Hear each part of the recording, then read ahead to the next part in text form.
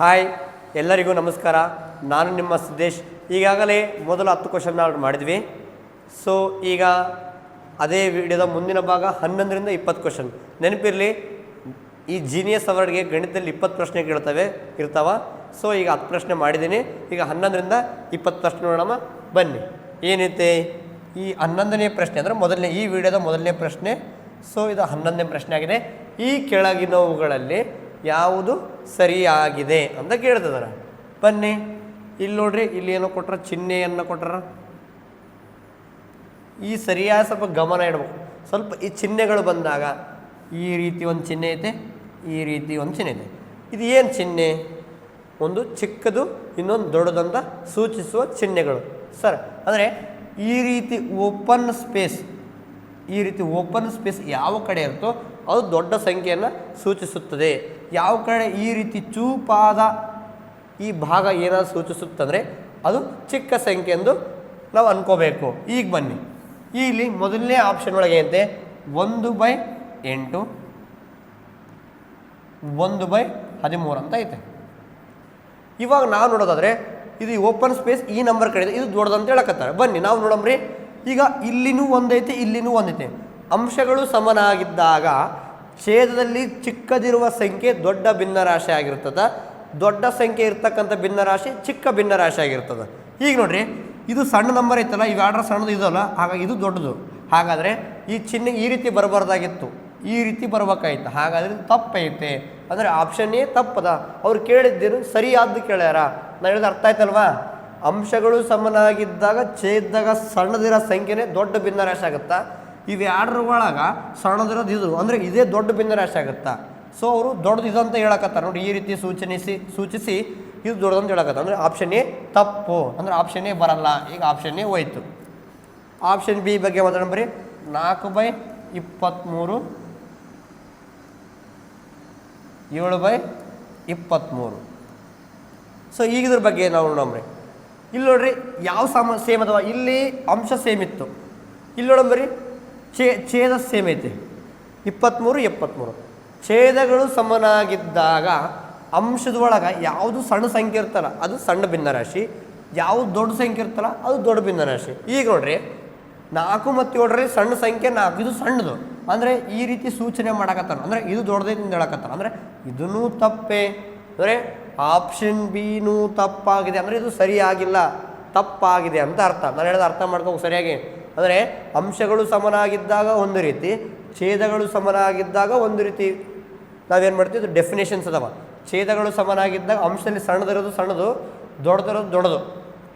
ಅಂಶಗಳು ಸಮನಾಗಿದ್ದಾಗ ಛೇದ ಸಣ್ಣದಿರೋದೇ ದೊಡ್ಡದು, ಛೇದ ದೊಡ್ಡದಿರೋದು ಸಣ್ಣದು. ಈ ರೀತಿ ಉಲ್ಟಾ ಇದೆ ಕೇಸ್.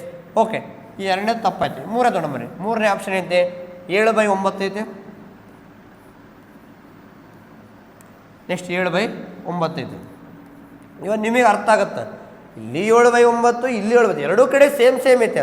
ಅಂದರೆ ಇವೆರಡು ಸಮ ಅಂತ ಅರ್ಥ. ಈ ರೀತಿ ಚಿಹ್ನೆ ಬರಬೇಕಾಗಿತ್ತು. ಅವ್ರು ಈ ರೀತಿ ಚಿಹ್ನೆ ಕೊಟ್ಟಿಲ್ಲ, ಇದು ದೊಡ್ಡದಂತ ಹೇಳಕತ್ತಾರ. ಅಂದರೆ ಇದನ್ನು ತಪ್ಪೇ. ಸರಿಯಾಗಿ ಗಮನ. ಸಮ ಚಿಹ್ನೆ ಬರಬೇಕಾಗಿತ್ತು. ಅಂದರೆ ಆಪ್ಷನ್ ಸಿನೂ ತಪ್ಪೇ. ಉಳಿದಿದ್ದ ಆಯ್ಕೆ ಯಾವುದು? Option D. ಇದೇ ಸರಿಯಾದ ಉತ್ತರ. ಆದರೂ ನಾವು ಚರ್ಚೆ ಮಾಡೋಣ ಆಪ್ಷನ್ ಡಿಯಲ್ಲಿ ಏನು ಹೇಳಿದ್ದಾರೆ ಅಂತ ನೋಡಂಬರಿ. ಸೊ 1/100 ಅಂತ ಐತೆ. ಸೊ 1/2 ಅಂತ ಐತೆ. ಇಲ್ಲಿ ಎರಡನ್ನೂ ಬೇರೆ ಬೇರೆ ಐತೆ. ನಾವು ಇದನ್ನು ಯಾವ ರೀತಿ ತಿಳ್ಕೊಳ್ಳೋದು? ಬರೀ 1/100 ನಾವು 0.0 ಅಂತ ಒಂದೊಂದು ಬರೀಬೋದು. ಹೆಂಗೆ? ಅಂಶದಾಗ ಒಂದಿರೋದು ಒಂದು ಬರ್ಕೊಂಡ್ವಿ, ಕೆಳಗೆ ಎಷ್ಟು ಅಂದ್ರೆ 2, ಅಂದರೆ 2 ಅಂಕೆ. ಅದ ನಂತರ ಬಿಂದು ಕೊಡಬೇಕು. ಸೊ 1 ಅಂಕೆ 2 ಅಂಕೆ 0.01. 1/2 ಅಂದರೆ 0.5 ಅಂತ ಇದ್ರ ಬೆಲೆ. ಇದು ಅರ್ಧ. 1/2 ಅಂದರೆ ಅರ್ಧ, ಅದರ ಬೆಲೆನೇ 0.5. ಇವೆರಡರ ದೊಡ್ಡದು ಯಾವುದು ನೋಡ್ರಿ, ಇದೇ ದೊಡ್ಡದಾಗೈತೆ. ಅಂದರೆ ಇದು ಸರಿಯಾದ ಉತ್ತರ ಆಗೈತೆ. ಅಂದರೆ ದೊಡ್ಡದಿರೋದು 0.5, ಇದು 0.0. ಸರ್ ಇದನ್ನ ಹೆಂಗೆ ದೊಡ್ಡದು ಸಣ್ಣದಂತ ಇನ್ಫಾರ್ಮ್ ಮಾಡಿ ನೋಡ್ರಿ. ಬಿಂದು ಆದ ತಕ್ಷಣ, ಅಂದರೆ ಬಿಂದುಗಿಂತ ಮೊದಲು 0 ಐತೆ, ಬಿಂದುಗಿಂತ ಮೊದಲು 0 ಐತೆ. ಅಂದರೆ ಏನು ಗೊತ್ತಾಗಲ್ಲ. ಬಿಂದಾದ ನಂತರ 0 ಐತೆ, ಬಿಂದಾದ ತಕ್ಷಣ 5 ಐತೆ. ಅಂದರೆ ಯಾವ್ದು ದೊಡ್ಡದು? 5 ದೊಡ್ಡದು, 0 ದೊಡ್ಡದು? 5 ದೊಡ್ಡದು. ಹಾಗಾಗಿ ಇದು ಈ ಆಪ್ಷನ್ ಸರಿ ಐತೆ. ಅಂದರೆ ಸರಿಯಾದ ಉತ್ತರ ಆಪ್ಷನ್ ಡಿ ಸರಿಯಾದ ಉತ್ತರ. ಬನ್ನಿ ಅದೇ ರೀತಿ 12ನೇ ಪ್ರಶ್ನೆಗೆ ಸಾಗೋಣ. ಇಲ್ಲಿ ಬನ್ನಿ ನೋಡಿ, ಪ್ರತಿಯೊಂದು ಪ್ರಶ್ನೆಯೂ ಭಾಳ ಸಿಂಪಲ್ ಇರ್ತದೆ. ಆದರೆ ನೀವು ಪ್ರಶ್ನೆಯನ್ನು ಓದಿ ಸರಿಯಾಗಿ ತಿಳ್ಕೊಂಡು ಲೆಕ್ಕ ಮಾಡಬೇಕಾಗತ್ತೆ. ಯಾವುದೋ ಏನೋ ಕೊಟ್ಟರಪ್ಪ ಅಂತ ಹೆದರ್ಕೋಬಾರ್ದು. ಬನ್ನಿ ಅದೇ ರೀತಿ ನೋಡಮ್ರಿ, ಈ ವೃತ್ತಗಳನ್ನು ನಾಲ್ಕರಂತೆ ಗುಂಪು ಮಾಡಿದಾಗ ಬರುವ ಗುಂಪುಗಳು ಎಷ್ಟು? ನಾನಾ ರೀತಿಯಲ್ಲಿ ಈ ಪ್ರಶ್ನೆಯನ್ನು ಬಿಡಿಸ್ಬೋದು. ಆದರೆ ನಾವೇನು ಮಾಡಮ್ರಿ, ಚಿತ್ರ ಕೊಟ್ರ ನಾವು ಅದೇ ರೀತಿ ನಾವು ಏನು ಮಾಡಮ್ರಿ, ಇದೇ ರೀತಿ ಮುಗಿಸ್ಬಿಡಂಬರಿ. ಇಲ್ಲಿ ಹೇಳೋಣ 4ರಂತೆ ಗುಂಪು ಮಾಡಂತ ಹೇಳ, 4 ಮಾಡಮ್ರಿ. ಈ 4 ಸೇರಿ ಒಂದು ಗುಂಪಪ್ಪ.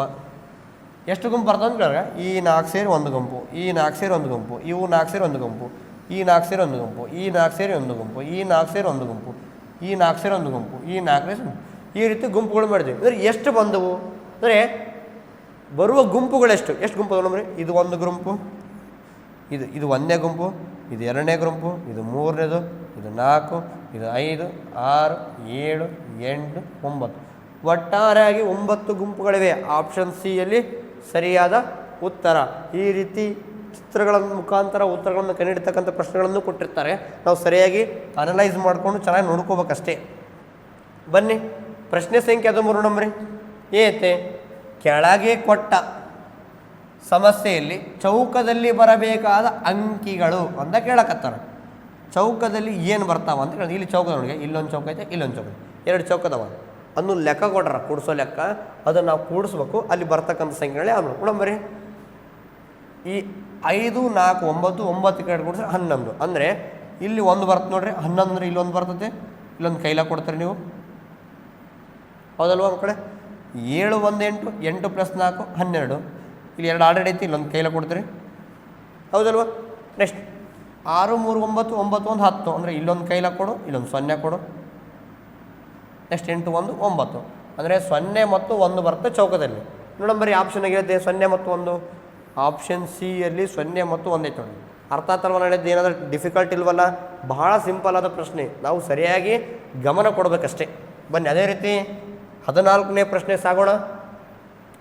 ಈ ರೀತಿ 14ನೇ ಪ್ರಶ್ನೆ, 5207 64,309ರಿಂದ ಕಳೆಯಿರಿ. ಕಳೆ ಅಂತ ಹೇಳಕತ್ತಾರ. ಇದ್ರಾಗ ಕಳೆ ಅಂತ ಹೇಳಕತ್ತಾರ. ಬರೀ ನೋಡಮ್ರಿ, ಇದ್ರಾಗ ಕಳೆ ಅಂದರೆ ಇದನ್ನು ಫಸ್ಟ್ ಬರ್ಕೋಬೇಕು ನಾವು. ಇದು ದೊಡ್ಡದು, ಇದು 64,000 ಐತೆ. 64,309. ಇದ್ರಾಗ ಏನು ಮಾಡಬೇಕು, ಇದನ್ನು ಕಳಿಬೇಕು. ನೆನಪಿರಲಿ, ಇದ್ರಾಗ ಇದನ್ನು ಕಳಿಬೇಕಪ್ಪ ಅಂದರೆ ನಾವೇನು ಮಾಡಬೇಕು, ಮೊದಲು ಅಂಕಿಗಳನ್ನು ಸಹ ಮಾಡ್ಕೋಬೇಕು. ನೋಡ್ರಿ, 1, 2, 3, 4, 5 ಸಂಖ್ಯೆ ಇವು ಅಷ್ಟು. 1, 2, 3, 4 ಇವು 4 ಅದಾವೆ. ಇದ್ರಾಗ 5 ಇದ್ರೆ ಇದ್ರಾಗ 5 ಮಾಡ್ಕೋಬೇಕು. ಅದಕ್ಕೆ ಇಲ್ಲೊಂದು 0 ಕೊಟ್ಬಿಡ್ರಿ. ಫಸ್ಟಿಗೆ ಒಂದು 0 ಕೊಟ್ಬಿಟ್ರೆ ಈಗ 5 ಸಂಖ್ಯೆ ಅಲ್ವಾ, ಹಾಗಾಗಿ ತಂದು ನೇರವಾಗಿ ಬರ್ಕೊರಿ. 0, 5, 2, 0, 7 ಇವನ್ನೇನು ಮಾಡಬೇಕು, ಚಂದ ಕಳಿಬೇಕು. ಕಳೆಯಿರಿ ಅಂತ ಹೇಳ್ಯಾರ. 9ರಾಗ 7 ಹೋದರೆ 2, 0 0 ಹೋದರೆ 0, 3ರಾಗ 7 ಹೋದರೆ 1, 4ರಾಗ 5 ಒಂದು ಕೈಲ ಕೊಡಬೇಕು. ಒಂದು ಕೈಲ ಕೊಟ್ಟಾಗಂತ 14 ಆಯ್ತು ನೋಡ್ರಿ. ಈಗ 14ರಾಗ 5 ಹೋದರೆ 9, 6ರಾಗ 1 ಹೋದರೆ ಎಷ್ಟು, 5, 59,102. ಯಾವ ಆಪ್ಷನ್ ಆಗೈತೆ ನೋಡ್ರಿ? ಆಪ್ಷನ್ ಬಿ ಅಲ್ಲಿ ಸರಿಯಾದ ಉತ್ತರವಿದೆ. ಈ ರೀತಿ ನಾವೇನು ಮಾಡಬೇಕು, ಕಳೆಯ ಲೆಕ್ಕನ್ನು ಸರಿಯಾಗಿ ಕಳಿತಾ ಹೋಗ್ಬೇಕು. ಮುಂದಿನ ಪ್ರಶ್ನೆ ಬರ್ರಿ. ಪ್ರಶ್ನೆ ಸಂಖ್ಯೆ 15 ಐತೆ. ಕಾಣೆಯಾದ ಸಂಖ್ಯೆಯನ್ನು ಕಂಡು ಹಿಡಿಯಿರಿ. ನೋಡಂಬರಿ, ಇಲ್ಲಿ ಒಂದು ಚಿತ್ರದ ಮುಖಾಂತರ ಒಂದು ಪ್ರಶ್ನೆ ಕೊಟ್ಟರೆ ನಾವು ಚಿತ್ರದಲ್ಲಿ ಹೋಗಂಬ್ರಿ. ಇಂಥ ಚಿತ್ರ ಬಂದಾಗ ಇದು ಏನಿದು, ಮೊದಲು ಇದ್ರದ್ದು ಏನಿದು, ಈ ಚಿತ್ರ ಏನು ಸೂಚಿಸುತ್ತೆ? ಅಪವರ್ತನ ವೃಕ್ಷ ಆಗುತ್ತಿದ್ದು. ಅಪವರ್ತನ ವೃಕ್ಷ ಅಂದರೆ ಈ 24 3, 8, 2 ಕ್ವಶನ್ ಇವೆಲ್ಲವೂ ಅಪವರ್ತನಗಳು. 24 ಅಪವರ್ತನಗಳು. ಈ 24 ಹೆಂಗೆ ಬಂದರೆ ಇವೆರಡು ಸಂಖ್ಯೆಯನ್ನು ಗುಣಿಸಿದಾಗ 24 ಬರ್ತಾ. 3 × 8 ಮಾಡಿ ಗುಣಿಸಿ 24 ಬರ್ತಾ. 3 × 8 = 24. ಅದೇ ರೀತಿ 2ಕ್ಕೆ ಯಾವ ಸಂಖ್ಯೆಯನ್ನು ಗುಣಿಸಿದ್ರೆ 8 ಬರ್ತಾ? 2ಕ್ಕೆ 4 ಗುಣಿಸಿದ್ರೆ ಮಾತ್ರ 8 ಬರ್ತಾ. 2, 4 8 ಅಂದರೆ ಇದು 4. ಇಲ್ಲಿ ಬರಬೇಕಾದ ಸಂಖ್ಯೆ ಯಾವುದು? 4. ಆಯ್ಕೆ ಸಿ ಸರಿಯಾದ ಉತ್ತರ. ಅದೇ ರೀತಿ ಬರ್ರಿ ಮುಂದಿನ ಪ್ರಶ್ನೆ ಹೋಗೋಣ.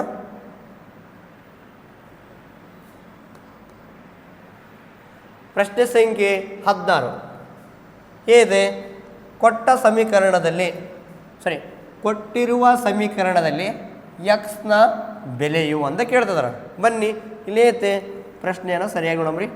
7,349 = 7,000 + ಎಕ್ಸ್ ಪ್ಲಸ್ 40 ಪ್ಲಸ್ 9 ಅಂತ ಐತಿ. ನಾವೇನು ಮಾಡ್ರಿ ಇದು ಹೆಂಗೆ ಇದೊಂದು ಸಮೀಕರಣ, ಇದೊಂದು ಲೆಕ್ಕ ಮಾಡೋಕೆ ಏನು ಮಾಡಬಾರ್ದು, ಲೆಕ್ಕ ಸುಮ್ಮನೆ ಬರ್ಕೊಂತೋಗ್ಬೇಕು. 7349 ಹಂಗೆ ಬರೀಕ್ ಇಸ್ ಈಕ್ವಲ್ ಟು ಈ 7000 ಪ್ಲಸ್ ಎಕ್ಸ್ ಪ್ಲಸ್ 40 ಪ್ಲಸ್ 9 ಇದೆ.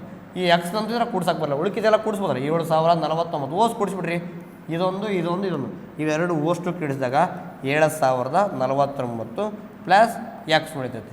ಹೌದಲ್ವಾ? ನನಗೆ ಕೇವಲ ಎಕ್ಸ್ನ ಬೆಲೆ ಬೇಕು. ಹಾಗಾಗಿ ಈ 7049 ಈ ಇಸ್ ಈಕ್ವಲ್ ಟು ದಾಡಿಸ್ಬೇಕೀಗ ನಾವು. ಅದಕ್ಕೆ ಏನು ಮಾಡಬೇಕು, ಈ ಇಸ್ ಈಕ್ವಲ್ ಟು ದಾಡಿಸ್ಬೇಕು. ಅಂದರೆ ಇದನ್ನೇ ಈ ಕಡೆ ಕಳಿಸ್ಬೇಕು. ನೆನಪಿರಲಿ, ಯಾವುದೇ ಸಂಖ್ಯೆಯನ್ನು ಇಸ್ ಈಕ್ವಲ್ ಟು ದಾಡಿಸ್ಬೇಕಾದ್ರೆ ನೆನಪಿರಲಿ, ಫಸ್ಟು ಏನಾದರೂ ಈ ಇಸ್ ಈಕ್ವಲ್ ಟು ದಾಡಿಸ್ಬೇಕಾದ್ರೆ ಒಂದು ಕಡೆ ಪ್ಲಸ್ ಇತ್ತು ಅನ್ಕರಿ, ಇದೇನಾದರೂ ಆ ಕಡೆಗೆ ಹೋದರೆ ಇದು ಮೈನಸ್ ಆಗುತ್ತೆ, ನೆನಪಿರಬೇಕು. ಅದೇ ರೀತಿ ಮೈನಸ್ ಇತ್ತು ಅನ್ಕರಿ, ಇಸ್ ಈಕ್ವಲ್ ಟು ದಾಟಿ ತನ್ಕರಿ ಪ್ಲಸ್ ಆಗುತ್ತೆ. ಇದು ಸ್ವಲ್ಪ ಲಕ್ಷದಾಗಿರ್ಬೇಕು. ಇವೆಲ್ಲ ಬೇಸಿಕ್. ಪ್ಲಸ್ ಇರೋದೇನತ್ತ ಮೈನಸ್ ಹತ್ತ, ಅದೇ ಮೈನಸ್ ಇದ್ರೆ ಏನತ್ತ ಪ್ಲಸ್ ಹತ್ತ. ಅದೇ ರೀತಿ ಇಂಟು ಇದ್ದರೆ ಡಿವೈಡ್ ಬೈ ಆಗುತ್ತೆ. ಅದೇ ಡಿವೈಡೆಡ್ ಬೈ ಇದ್ದರೆ ಅಂದರೆ ಭಾಕಾರ ಚಿಹ್ನೆ ಇದ್ದರೆ ಏನಾಗುತ್ತೆ, ಇಂಟು ಆಗುತ್ತೆ, ಅಂದರೆ ಗುಣಾಕಾರ ಚಿಹ್ನೆ ಆಗುತ್ತೆ. ಸ್ವಲ್ಪ ಇವೆಲ್ಲ ಕಾಮನ್ ಸೆನ್ಸ್ ಬೇಸಿಕ್, ಇವೆಲ್ಲ ಸ್ವಲ್ಪ ನೆನಪಿಲ್ಲ. ಅದೇ ರೀತಿ ಇದು ಏನೈತಿ, ಇದು ಪ್ಲಸ್ನಾಗೈತಿ. ಪ್ಲಸ್ನಾಗಿರೋದು ಈ ಕಡೆ ಬಂದರೆ ಮೈನಸ್ನಾಗುತ್ತೆ. 7349 ಮೈನಸ್ 7049 ಇದು ಈ ಕಡೆ ಬಂದ ತಕ್ಷಣ ಮೈನಸ್ ಆಯಿತು. Is equal to X. 7349 7049 ಕಳೆದ್ರೆ ಉಳಿದಿದ್ದು 300 ಇಸ್ ಈಕ್ವಲ್ ಟು ಎಕ್ಸ್ ಆಯಿತು. ಸೊ ಎಕ್ಸ್ನ ಬೆಲೆ ಈ ಲೆಕ್ಕದಲ್ಲಿ ಎಕ್ಸ್ನ ಬೆಲೆ ಏನಾಗಿರ್ತದೆ, 300 ಆಗಿರ್ತದೆ. ಆಪ್ಷನ್ನ ಸಿ ಸರಿಯಾದ ಉತ್ತರ ಆಗಿರುತ್ತದೆ. ಬನ್ನಿ ಅದೇ ರೀತಿ ಮುಂದಿನ ಪ್ರಶ್ನೆಗೆ ನಾವು ಹೋಗೋಣ. ಪ್ರಶ್ನೆ ಸಂಖ್ಯೆ 17 ಏನು ಹೇಳಿದರೆ, ಓಕೆ, ಒಂದು ಬಸ್ಸು 15 ಗಂಟೆಗೆ 840 ಕಿಲೋಮೀಟರ್ ಕ್ರಮಿಸಿದರೆ, ಒಂದು ಬಸ್ ಐತಂತ 15 ಗಂಟೆ ಪ್ರಯಾಣ ಚಲಿಸಿದಾಗ ಇಷ್ಟು ಕಿಲೋಮೀಟರ್ ಮುಂದೆ ಹೋಗಿತ್ತಂತ, ಅಂದರೆ ಕ್ರಮಿಸಿತ್ತಂತೆ. ಅದೇ ಬಸ್ಸು 1 ಗಂಟೆಗೆ ಎಷ್ಟು ಕಿಲೋಮೀಟ್ರ್ ಚಲಿಸುತ್ತದೆ. ಇದಕ್ಕೆ ಏಕಮಾನ ಪದ್ಧತಿ ಅಂತಾರೆ. ನಾವು ಈ ರೀತಿ ಲೆಕ್ಕವನ್ನು ಏಕಮಾನ ಪದ್ಧತಿ ಬರೋ. ಒಂದು ಕಡೆ ಐತೆ ಗಂಟೆ ಐತೆ, ಇನ್ನೊಂದು ಕಡೆ ಐತೆ ಕಿಲೋಮೀಟ್ರ್ ಐತೆ. ಈ ರೀತಿ ನಾವು ಏನು ಮಾಡಬೇಕು, ಮೂಲಮಾನಗಳನ್ನು ಬರ್ಕೋಬೇಕು. ಗಂಟೆ ಎಷ್ಟು ಗಂಟೆ, 15 ಗಂಟೆ. 15 ಗಂಟೆ ಎಷ್ಟು ಕಿಲೋಮೀಟ್ರು, 840 ಕಿಲೋಮೀಟ್ರ್ ಚಲಿಸುತ್ತದಂತೆ. ಅವ್ರು ಕೇಳಿದ್ದೇನು, 1 ಗಂಟೆ ಇಲ್ಲದ ಗಂಟೆ ಇಲ್ಲೈತೆ, 1 ಗಂಟೆ ಎಷ್ಟು ಕಿಲೋಮೀಟ್ರ್ ಗೊತ್ತಿಲ್ಲ, ಕ್ವಶನ್ ಮಾರ್ಕ್ ಬರ್ಕೋಬೇಕು. ಈ ರೀತಿ ಹಾಕ್ಕೋಬೇಕು. ಕ್ವಶನ್ ಮಾರ್ಕ್ ಇದ್ದದ್ದನ್ನು ಕೆಳಗೆ ಬರ್ಕೋಬೇಕು, ಉಳಿದಕ್ಕಿದ್ದನ್ನು ಮೇಲೆ ಬರ್ಕೋಬೇಕು. ಸರಿಯಾಗಿ ಗಮನ ಕೊಡ್ಬೇಕು. ಈ ಕ್ವಶನ್ ಮಾರ್ಕ್ ಇದನ್ನು ಬಿಟ್ಬಿಡೋಕೆ ಕೆಳಗೆ ಬಿಡ್ಬೇಕು. ಅದಕ್ಕೆ ಇದನ್ನು ಬರ್ಕೋಬೇಕು ಫಸ್ಟ್ ಮೇಲೆ. 1 × 840 ಕ್ವಶನ್ ಮಾರ್ಕ್ ಇದ್ದಿದ್ದು ಯಾವುದು, 15 ಡಿವೈಡ್ ಬೈ 15 ಮಾಡೋಕೆ ನೋಡ್ರಿ. ಈಗ ಕಡ್ತಾ ಹೊಡಿಬೇಕು. ಕಡ್ತಾ ಹೋಯ್ತಪ್ಪ ಅಂದರೆ ಕಡ್ತಾ ಹೊಡೆದಾಗ ಬರ್ತಕ್ಕಂಥ ಉತ್ತರ ನಮ್ಮ ಉತ್ತರ ಆಗಿರ್ತದೆ. ಬರ್ರಿ, 15ರ ಮಗ್ಗಿ ಬರ್ತಾ ಇಲ್ಲ, ಅಟ್ಲೀಸ್ಟ್ 5ರ ಮಗ್ಗಿ ಬರ್ತಾ, ನಿಮ್ಗೆ ಆರಾಮ್ಸೆ ಹೊಡಿಬೇಕು. ಒಟ್ಟರ 5ರ ಮಗ್ಗಿ, 5 3 15 ನೋಡಂಬರಿ. ಫಸ್ಟ್ ಬಣ್ಣ ಚೇ ಮಾಡಂಬರಿ.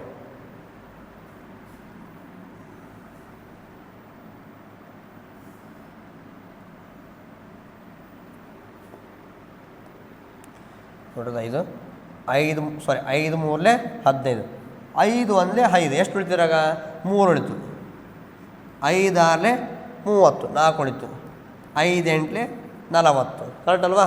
ಅದೇ ರೀತಿ 3 1 3 3 5 15 ಎಷ್ಟು ಉಳಿತಿರಾಗ 1 ಉಳಿತು, 3 6 18 ಅಂದರೆ 56 ಕಿಲೋಮೀಟ್ರ್. ಅಂದರೆ 1 ಗಂಟೆಗೆ 56 ಕಿಲೋಮೀಟ್ರ್ ಹೋಗ್ತದೆ. ಎಲ್ಲೈತೆ ಆಪ್ಷನ್ ಡಿ ಸರಿಯಾದ ಉತ್ತರ. ಇದು ಈ ರೀತಿ ಆದರೂ ಮಾಡಿರಿ. ಇಲ್ಲ ಡೈರೆಕ್ಟ್ 840 ಕಿಲೋಮೀಟ್ರ್ ಹೋಗಿತ್ತಲ್ಲ, 15 ಕಿಲೋಮೀಟ್ರ್ 15 ಗಂಟೆಗೆ ಹಾಕ್ಸಿಬಿಟ್ರೆ ಬರ್ತದೆ. ಸೀದಾ ಭಾಗಾಕಾರ ಲೆಕ್ಕ ಮಾಡಿದ್ರು ಬರ್ತೈತೆ.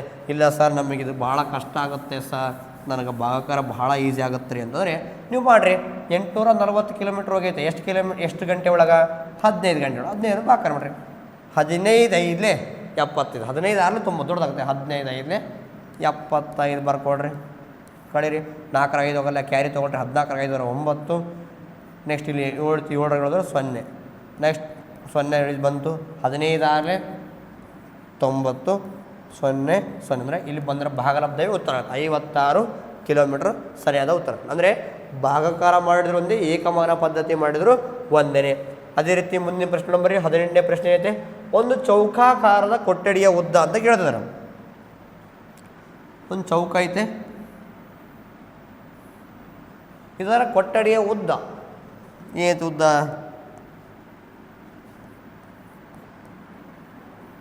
ಹದಿನೈದು ಮೀಟ್ರ್ ಐತಿ. ಆದರೆ ಆ ಕೊಠಡಿಯ ವಿಸ್ತೀರ್ಣ ಅಂದ್ರೆ ಒಳಗಳು, ಇದು ಒಳಗಳ ಭಾಗ, ಇದಕ್ಕೆ ವಿಸ್ತೀರ್ಣ ಅಂತೀವಿ. ಒಳಗಿರ್ತಕ್ಕಂಥಕ್ಕೆ ವಿಸ್ತೀರ್ಣ ಅಂತೀವಿ. ನೆನಪಿರಲಿ, ಈ ವಿಸ್ತೀರ್ಣ ಸೂತ್ರ ಐತೆ. ವಿಸ್ತೀರ್ಣ ಈಸ್ ಈಕ್ವಲ್ ಟು ಉದ್ದ ಇಂಟು ಉದ್ದ. ಅಂದರೆ ಉದ್ದ ಎಷ್ಟೈತಿ? 15 ಮೀಟ್ರ್ ಐತೆ ಇಂಟು 15. 15 225. ಮೂಲಮಾನ ಮಾಡ್ಬೇಕು ಇದಕ್ಕೆ. ವಿಸ್ತೀರ್ಣಕ್ಕೆ ಮೂಲಮಾನ ಐತಿದ್ರೆ ಚದರ ಮೀಟರ್ ಅಥವಾ ಸ್ಕ್ವೇರ್ ಮೀಟರ್ಸ್. 225 ಸ್ಕ್ವೇರ್ ಮೀಟರ್ ಸರಿಯಾದ ಉತ್ತರ. ಆಪ್ಷನ್ ಡಿ ಸರಿಯಾದ ಉತ್ತರ. ಓಕೆ, ಮುಂದಿನ ಪ್ರಶ್ನೆ ನೋಡಂಬರಿ.